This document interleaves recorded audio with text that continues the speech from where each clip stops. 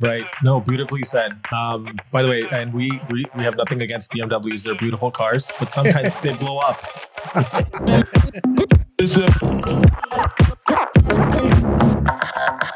Hey, Stephen, what's up? What's going on? Nice to be here, man. I think I would want to say the same to you. I love the setup. Is that a real piano in the background? Yeah, here we go.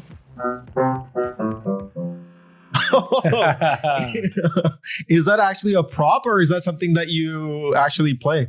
Yeah, I play jazz piano. I mean, I could flip around and we could do a little session, but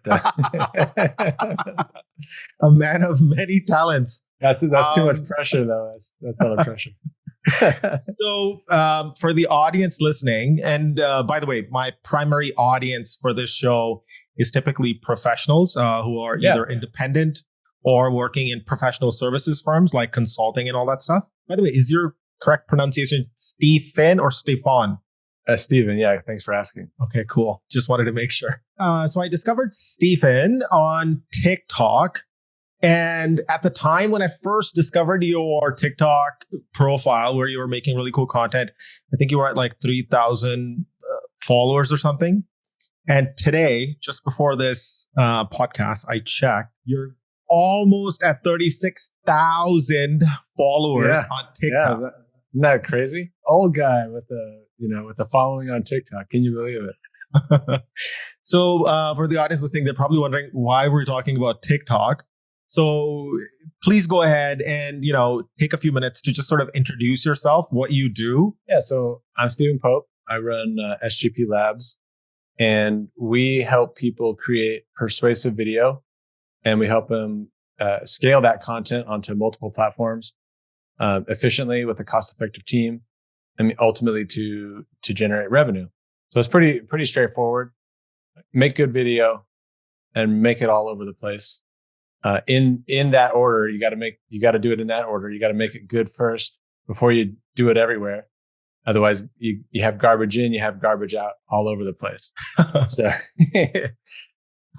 I mean, that's it in a nutshell. That makes actually a lot of sense. Well, one of the reasons why I really wanted to have this conversation with you was that you have this ability to connect the dots in terms of you're not only doing content creation and building an audience, but you're also teaching people how to take that audience that you've created and turn them into customers. Yeah. Typically, content creators, they have an audience, but they're not necessarily customers. So you're able to build all the processes and all the basically the systems, automations to allow to turn that audience or all that attention into potential customers. One challenge that I've seen people go through is that they're super talented, but they don't know where to start, what's the first step to take, and how to even consider video, which you sort of champion. So do you want to sort of start?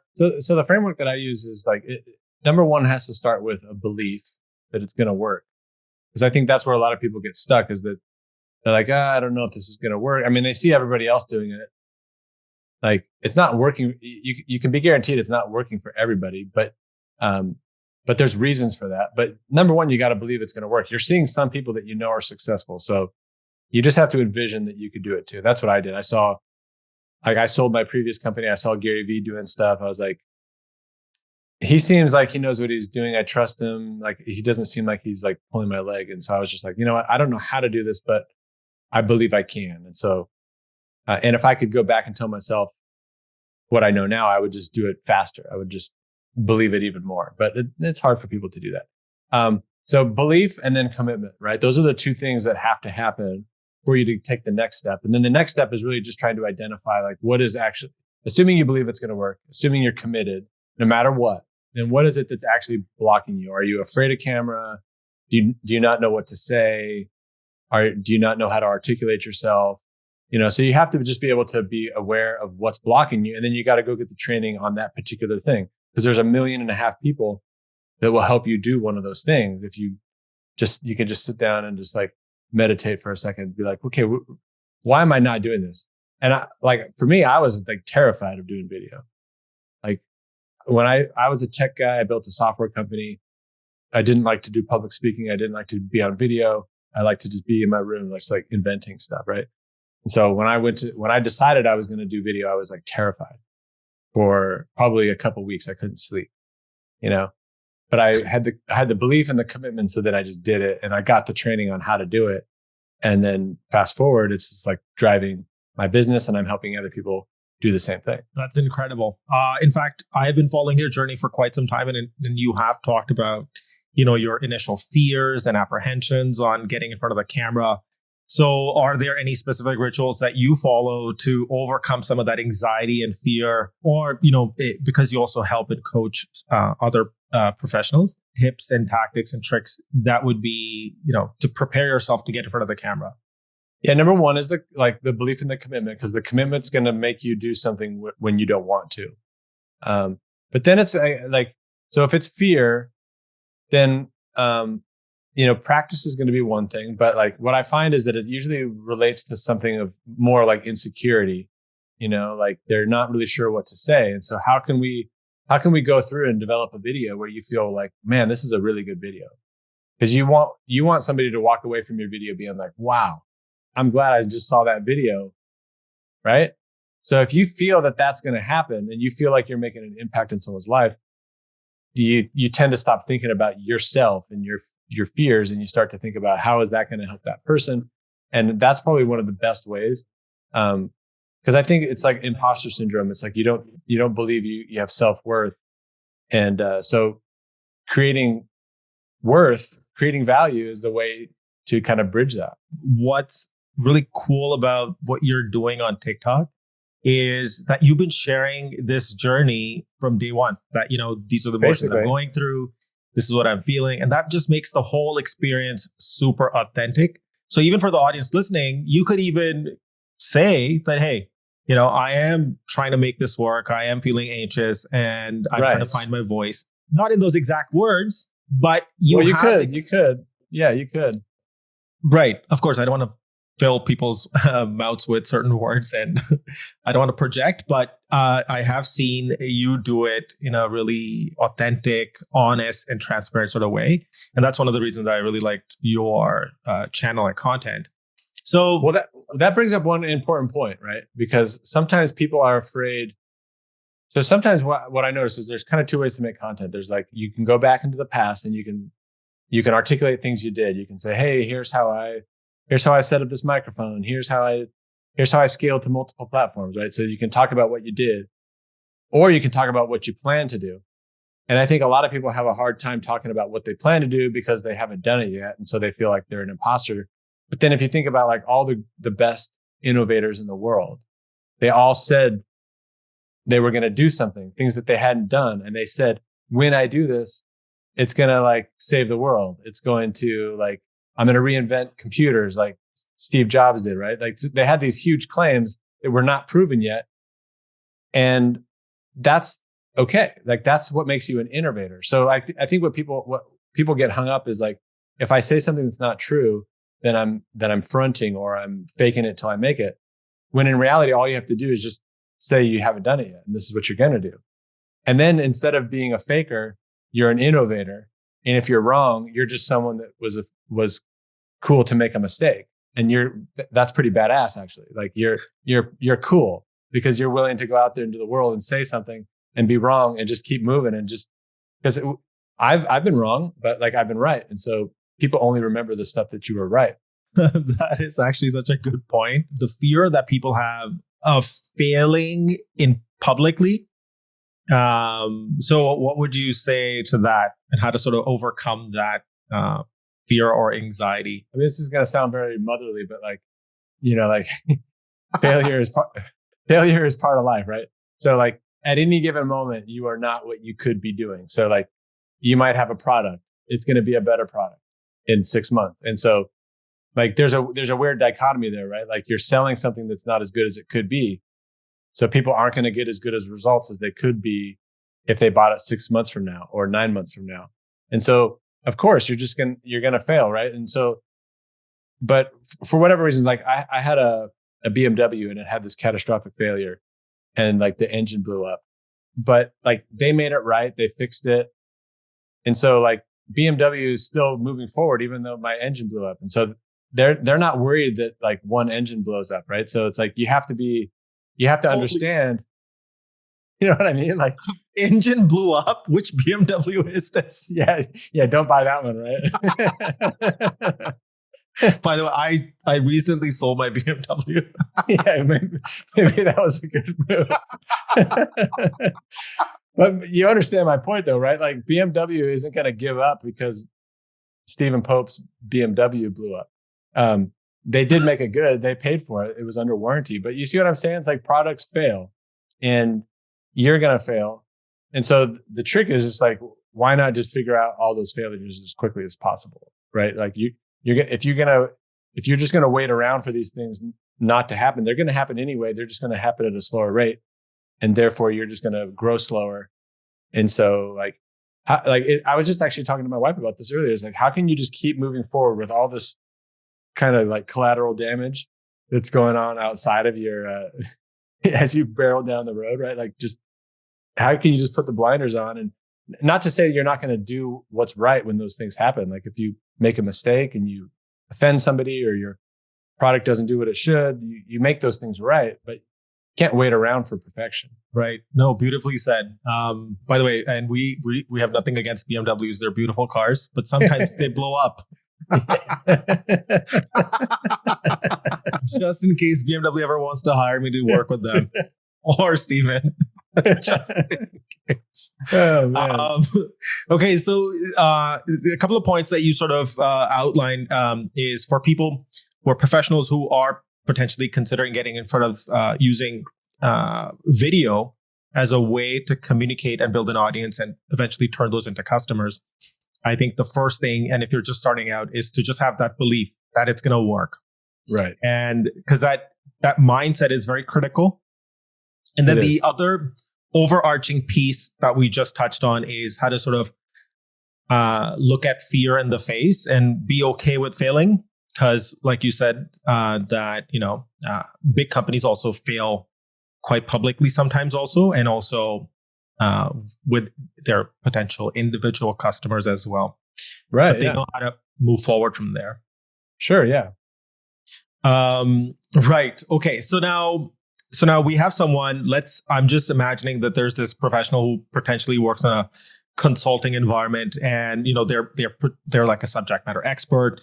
Maybe they are an expert in technology or some sort of HR thing or some sort of Salesforce, Oracle, whatever that subject matter expertise area is. And they want to become a little bit more client facing. And typically, they might not have all this fancy equipment. They might not even know how to edit. Sure. So what's the first step they can do, and with the things available around to them? How would you even recommend or tell them to start? Yeah, and I'll talk to two different people. There's going to be someone that has like almost no money, right? And so that, like, just grab your webcam, clean up your background, make sure it looks good. Like, don't have like your baby diapers and like, like just things back there that, like, clean it up, make it look professional. It doesn't need to like have the fancy lighting and all that stuff, but get a good webcam. And then, assuming you can't even hire an editor, there's a program called Descript. It's basically video editing for dummies. It's like video editing like it's a Word document. That's the best way I can put it. It's like you will not believe how easy it is to professionally edit your video. So number one, just start with that and just get going. And we could talk about what you might film and all that kind of stuff if you want after that. And now if you've got a little bit more money, then still probably start with a webcam. I've got a couple of fancy cameras pointed at me right now, but I just upgraded to these and I built a whole business on webcams. And you can get good ones like the Logitech Brio. It's like $200. Looks pretty good. Because these other cameras that I've got, like, they take a little bit of like, I've got lighting here that you can't see, although I guess you can kind of see it in the reflection there. But that takes like time to set up, and it's kind of it can be a blocker. Like, you could just sit there and fiddle with it for the next 3 months, and you have to get into the settings of the camera. So I wouldn't necessarily recommend that. I always say you should get to recording as quickly as possible. And then if you have a little bit of money, just get a video editor so you don't have to think about it. And it's not that hard to find one that's pretty cost effective. You could go to Upwork and find somebody. So, what would you tell people who, are like, because I don't have the camera, because I don't have the gear, I can't start? I would just say that they're lying because they have a phone. In fact, a lot of the initial videos I used to make for my YouTube channel was just using my iPhone, and I guess the only other equipment I purchased was like a little mic, just so I could get really good audio. But that's pretty much it. How many followers did you build up to before you actually got your first camera? Oh, well, my first like DSLR kind of camera. Yeah. I mean, I literally just got these cameras like 2 months ago. So I had well over 30,000. Holy shit. Okay. So now for the audience listening, it's possible to build 30,000 followers and audience with just your phone and your webcam. Your proof of that. So there's no excuses. There is no excuse. Okay. So now you've got first the belief, then two, how to sort of face that fear. It's okay to fail. And I think one thing that you talked about, which was really beautiful, is that you could either talk about your past experiences of what you have done, which is, from a credibility, from a qual perspective, right. Or from a POV and future perspective of what you're going to do or what you see happening in the future. From your personal experience, have you seen any engagement preferences over one or the other in terms of performance, how that content performs? I think they both can perform well. I think I will say when you're talking about past experiences, the better approach that I'm seeing is like showing and not telling. So like you'll see a lot of me where I'm like, I show my screen. Like I just pull my phone out and I'm like literally like it couldn't be any more ghetto. I'm just like on the screen just recording something and showing the diagram, right? Like if you can diagram something and show the diagram, then people when they see it, it's like show, don't tell. That's the best way to put it.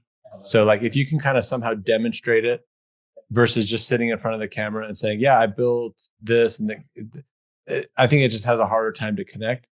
So that works really well. But then I think the future perspectives, I think help a lot because, it's like, it's probably going to be more unique. It's going to stand out. It's going to cut through the noise a bit because you're making some prediction. And in order to do that, you kind of have to think it through a little bit. Plus, the thing that people don't always realize is that by doing so, you actually will develop new ideas. By forcing yourself to talk about the future, you will create the future. And so like the products I have now have all been through actually talking about what I'm going to do and why I'm doing it and what I think is going to happen. And then people responding to those ideas and giving me validation around them. And so they both work well. I think you probably want to have a mixture. If you're a consultant, you're going to look, unless you've done some really interesting things, you're going to probably blend in more if you're just talking about the past as opposed to what you think is going to happen in the future. How would you recommend, looking at content and what kind of content to record and how to approach? So I will say like the more niche it is and the more like repetitious, like the more you repeat it, the better it's going to work. Unless you're like Gary Vee or Alex Hormozi, where you've built $100 billion company, like it doesn't really matter if you created a $10 million company or 20 million. A lot of people have done that. So it gives you authority in the sense that people trust you, but it's not so crazy that like they'll just listen to anything you have to say. So like the more niche it is and the more specific it is to the people that you want to talk to, the better. And the more you repeat yourself, the better. And so the one thing that I have found that is very helpful for that is that if you only create content for yourself, so you sit down and you script out a video and you script out 3 videos, 4 videos, when you go to do that the next week, you're going to have a hard time mentally repeating yourself because you're just going to think to yourself, oh, I just did this, so I can't do it again. Now you can do it again. You can just take a slightly different angle. Nobody actually saw the other video. You can, but your brain is going to say, no, I can't. So one of the ways is like get yourself on podcasts. Like right now, like I've got you asking me questions. you're asking me a lot of the same questions. I've answered these before. I'm just getting better and better at articulating it, getting deeper and more nuanced in my answers. And so that kind of gives me permission. And it also, you come at it at a slightly different angle than somebody else did. And so I'm going to answer it slightly different. And so that's the way I can do it. I can record myself as well. Like I have a camera off to the side right here, and it's recording me, the audio, and I can then take that and make clips from it. And so that's like a really good way. Like getting on podcasts is a great way because people ask you questions. The more niche you are. So like I make good video and I help it scale. So like my message is very fine tuned. You're probably going to ask me about that stuff. And so I just keep saying the same things over and over, just in slightly different tweaks and that kind of thing. Right. So I think there's a couple of things that you've talked about. One is that it's okay to repeat yourself because firstly, by practice of saying something or conveying an idea a couple of times, you're going to get more nuance, you're going to get deeper, and you're also going to be able to say it in different ways. So that's one point that you sort of outlined. The other one is it's okay to repeat yourself. Yeah, and you're going to come across more confident every time you say it. It's just going to be like, that's what guy, like this man. This guy seems like he knows what he's saying. Like, well, it's because he's said it a bunch of times, and you get really good at articulating. I think this is another important point about this is that if you're not doing this yet, most people, not everybody, but a large majority is like, this is the common question is like, how many videos do I have to make before I get a client? Right. And it never works that way. So the trick is just like, what are the other values here other than just getting clients? Well, it's learning how to articulate yourself. It's learning how to get confidence. It's learning how to go deep on these subjects. It's learning what people want and how they react and what they comment so you can develop better products. And like, there's just a lot of other skills that come with this that are actually going to help you get the clients that people don't realize. It's like, it's too short-sighted. So they have a short-term perspective that gives them the wrong intention when they go to create the content. And then the content doesn't work. So you have to have a long-term perspective. And then if you have a long-term perspective, you're going to do everything for the right reason. And then lo and behold, those clients will come very quickly. So have the belief, but also have the long-term view, and then be okay with starting with whatever skill level you're at. By repetition, you are going to get more confident. And ultimately, that confidence is going to help you convert audience to customers. Yeah, we can't beat around the bush. Like your content is only going to work if it's really good, because there are other people creating content. So like a lot of times people are like, where's the dashboard? Where's the analytics? Right? Like I want to see like, well, you know what it is? It's just like people will just start sending you messages. They're just like, hey, Steve, I saw your video. That was really cool. And you're like, oh, okay. So this is starting to work, right? Like that's how you know. Like it's so simple. Like, but people want it to be like with all this automation. And I talk a lot about automation because I'm a tech guy. Like every like and comment is an actual person on the other side. So like you don't want to lose that connection. So it's just like, it's literally just like people are asking you questions or like, hey, can you do another video or tell me more about that? So what I did was think of just a grid, and along the top is like the main pillar things that you're going to talk about. Right. So it's like, I talk about video. I talk about like persuasive video. I talk about systems to scale video. I talk about how to make money with video and like entrepreneurial things from time to time. So those are my main pillars all across the top, right? And then down the side, you can create different prompts. Like, what are myths in the industry? What are your thought leadership perspectives about these things? What is a worksheet or a diagram? Right. So now you're building this little, I call it like an idea matrix, right? So you can just kind of like pick a spot, and then based off of where you are, it's going to be, okay, what's a myth around persuasive video? Right. And so that's a good way to just like keep you fresh, because then you can just kind of like, if you got 4 things across the top and then you got 10 different prompts, you got 40 different things to kind of like poke at you. Now, I think that's a great way to get started. But I think in today's world, you have such an opportunity to actually engage with real people that you won't actually need that. So if you go out to social media and you're just out there, people are going to be flooding you with real questions, and those are going to be the best ones. You don't need to sit in a boardroom and just like pretend to be the client. Like you can just talk to the client, right? And that's going to be way more effective. So that's the way I would look at it, is like, there are tools that can get you off the ground. But at a certain point, like once you take off and you're flying on your own, you're going to want to just let those tools, those comfort tools go away and just start to interact with the real people. And just, and here's the cool thing is like, if you're active on social media on a day-to-day basis, this is just like a rolling thing. Like you don't even have to think about it. It's just like, you're always answering these questions. As the market evolves in real time, your understanding of it will as well. So if you think about the people that are in the boardroom, like pretending that they're basically essentially pretending that they're talking to somebody. Think of how much faster you're going to move in the marketplace compared to the people that are just like in the boardroom. Like, so let's talk about like that, that persona with the fake picture and the diagram. Like, what does this person care about? It's going to be night and day as to what reality is. That's actually a really, really good point. I think velocity in terms of what's happening, what people are talking about. I think two things come to my mind on the basis of what you just said.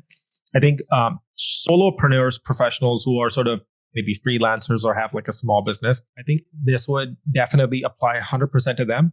But when I think about like professionals who are working in larger firms, because they are interacting with clients on a daily basis, maybe have like a little notepad and just, frequent questions that you keep, answering with the client, just write them down separate and say, oh, wait, I could actually make a video on that. And so you have real live prompts on your day-to-day job, which are real problems. Of course, now there's some compliance issues in terms of things that they can't share publicly. But you can still, based on, the conversations that you're having with your clients on a daily basis, whether you're working on an RFP or whether you're, on the delivery side doing actual work with the client, what are some simple things that you could generalize and share? That's true. So that's a great place to pull from. One caveat to that I would say is that sometimes when you're in the midst of work with someone and it's like you're trying to get things done, the conversations and the things that are being discussed are a little bit more like get things done oriented, as opposed to just like what's on that person's mind as if they were relaxed at a lunch and they're just like kind of more just open, and you know what I mean? So the discussions can be a little bit different. And so like, of course, if you have a really good discussion with a client and something comes out of it, make a piece of content out of it.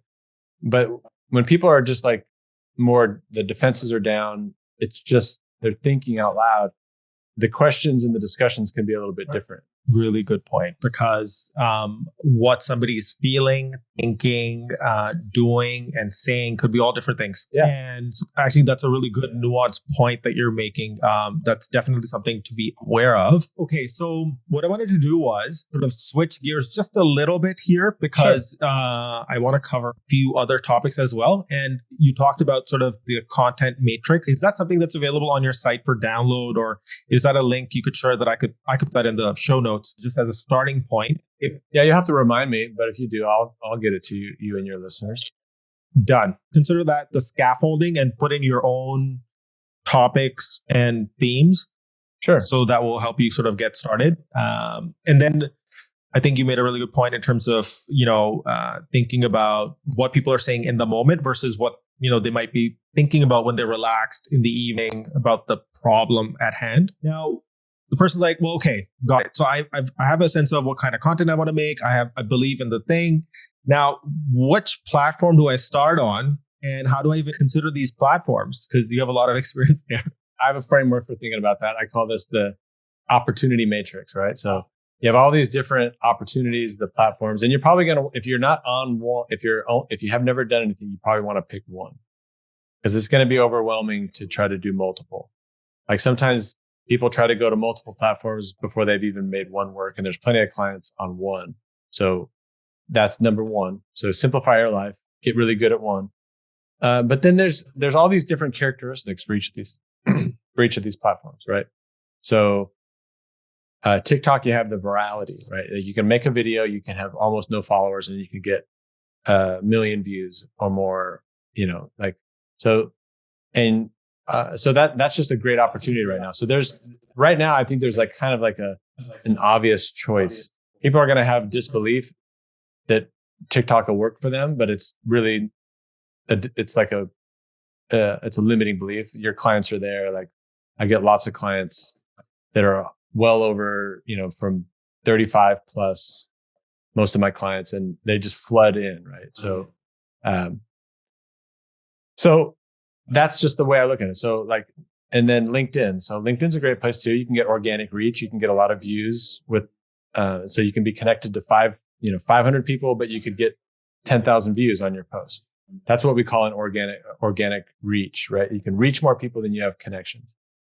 Now, LinkedIn is a networking platform that you're going to have to spend time networking with people as you would in a networking group, right? If you go to a networking group in person and you sit along the wall and you don't say anything to anybody, like it's probably not going to work very well for you unless you just happen to be this unicorn, like, that just happens to have this magic service that solves everyone's problems and they can just magically.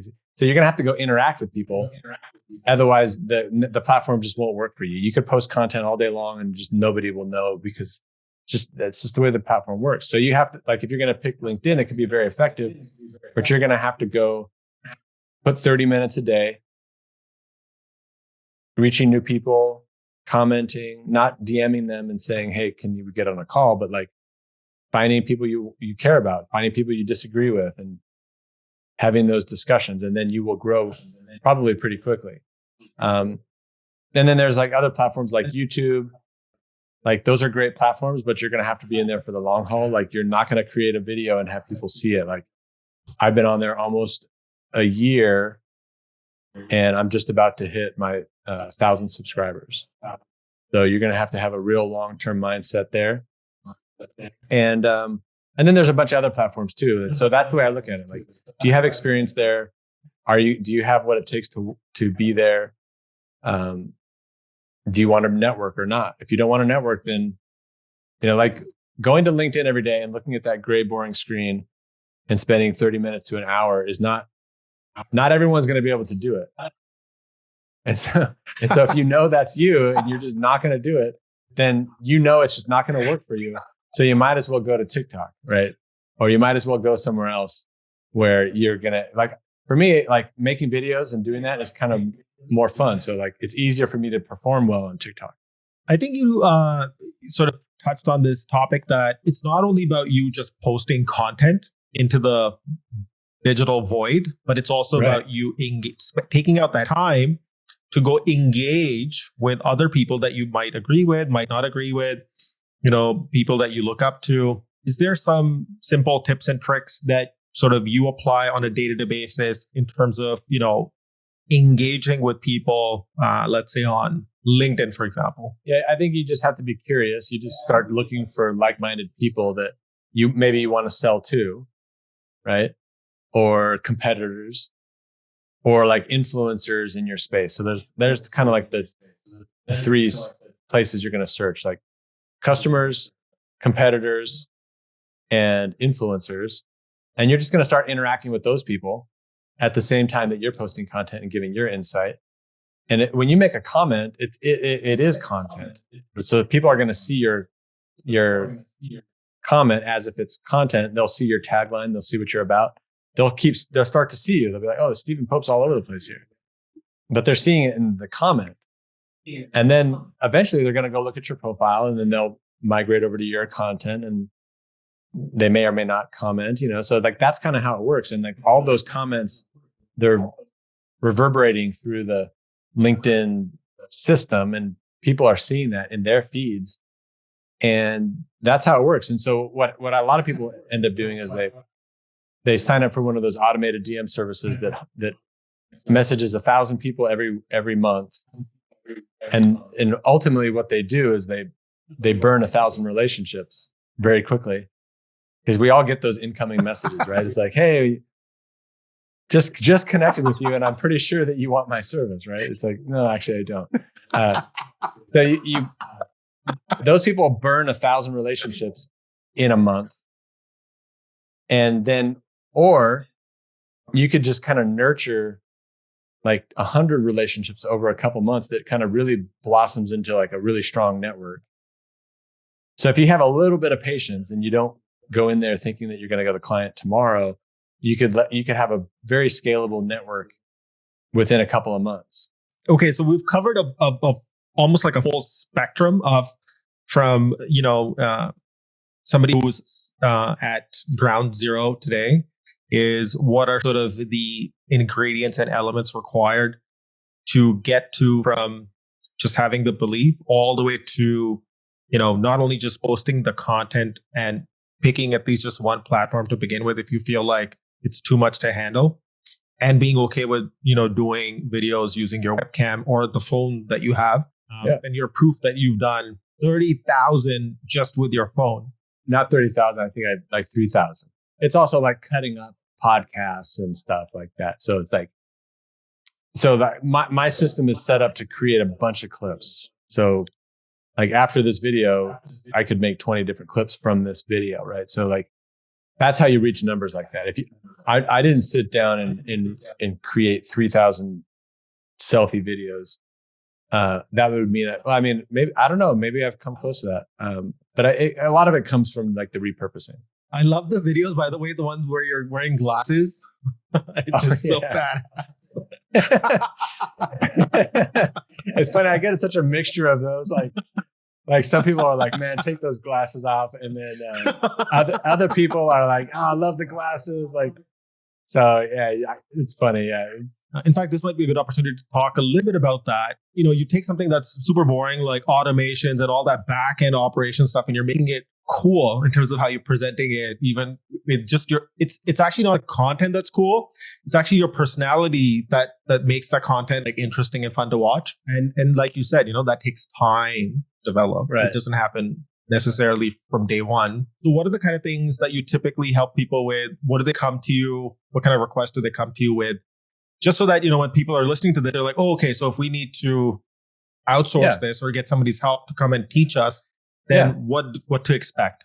So it really comes down to this. There's like, you're at two states. You're not creating video yet, or you're creating video and it's not doing anything for you, right? So how do we make sure that video is actually making you money? And then once you've proven that model, then you can start to scale it up and do more things with it. So there are some clients where I've worked with them where they had not made video, and then they made a bunch of video, and then it started working for them, and then we started to scale it up. And then there's other companies that come to me that's like, hey, we already got our video going. It's working for us. It's working great. But we don't have the systems and processes to do like the Gary V, Alex Hermosi kind of system where we can just really like proliferate ourselves across the internet to just have like mass exposure, which is the opportunity right now. Like there's so much organic reach on all these different platforms. So I help them think through all the mental frameworks, because it's not just technology. It's like mental understandings of how to position the content so that it can be repurposed in the most efficient way. Frameworks, processes, team, and then automations to just make that process as simple as possible, because it's really hard. I mean, let's just face it. It's like not easy to do. It's a chaotic process to just do all that much content. So I make it simple is the best way I can, as simple as it can be. Right. And typically, and I know this answer might not be the same for everyone, but typically from the point that they reach out to getting these systems in place and getting them running, or like the time to value, typically how long does that take? Yeah. So like if you came and hired me, like whether you buy like the initial program to get you off the ground or the one that helps you scale, then both of those take about 4 weeks to implement. And then we spend a couple of months kind of optimizing it. And then there's infinite optimization that can be done after that if you want to continue working with me. But it's usually like a 3 to 4 month process to get you launched and in the world. Got it.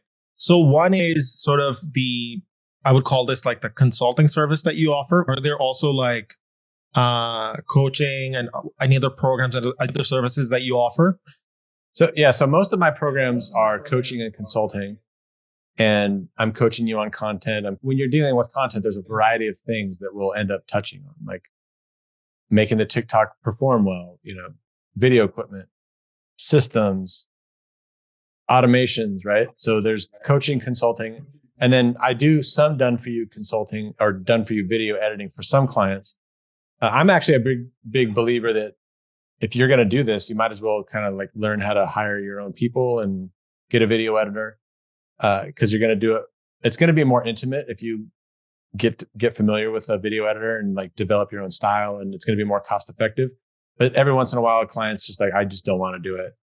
And so I obviously have the systems to do it. So I charge a premium to do it, but I can do it. And so for some people, I do it. Okay, fantastic. So I'm going to completely switch gears. So here's what's going to happen in the next just few minutes. One is the first thing we're going to do is this activity called 3,000 questions all about me. And you have to basically pick a number between 1 and 3001. And while you think of that, and then the final leg of this podcast, the last few minutes, what I would want to do is have you sort of give any final thoughts, final words. So the first thing we're going to do is you have to pick a number between 1 and 3001. Let's go with 1. 1? Okay. Yeah, nobody's done that before, but here we go. Let's go to it. That's the marketing mindset. I was like, nobody's going to pick 1. Love it. Okay. So the first question is, what brings me joy? I like playing piano. I ultimately just like pacing around and like thinking about ideas and like solving problems. Like if you see what I'm doing, I'm just solving these problems and then selling them. I like to create products. I like to be an entrepreneur. I like to be with my family, my wife. I'm a pretty simple dude. That's all I really do. That's it. Would you be open to giving us a demo of 10 seconds of you on the piano? Oh, man. Only 10 seconds. Nothing crazy. 10 seconds, just 10 seconds of your favorite notes. You know what? One song I like is, I might have to take these off here. This is In a Sentimental Mood. All right?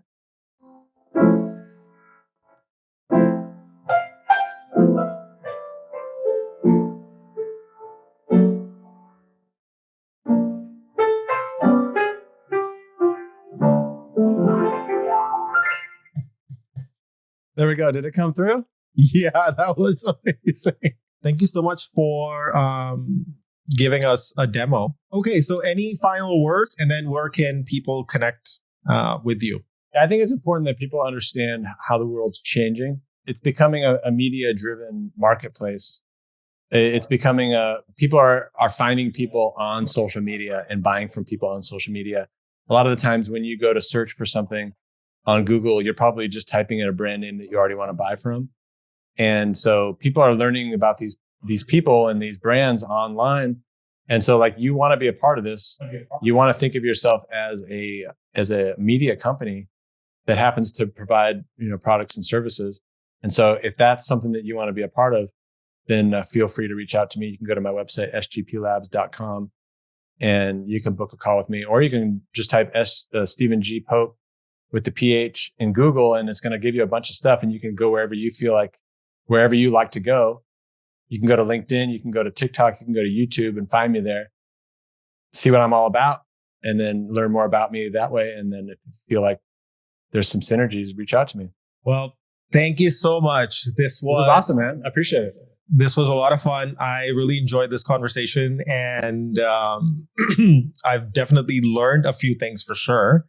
Cool. And I'm looking forward to watching more of your content, and hopefully we will have a follow-up conversation in the future. Yeah, no, I'm down, man. Like we can do it. So appreciate you having me on. This was awesome. Great questions, and I enjoy your content as well. I'm looking forward to the future. Yeah, love it. Thank you so much. All right, man. See ya.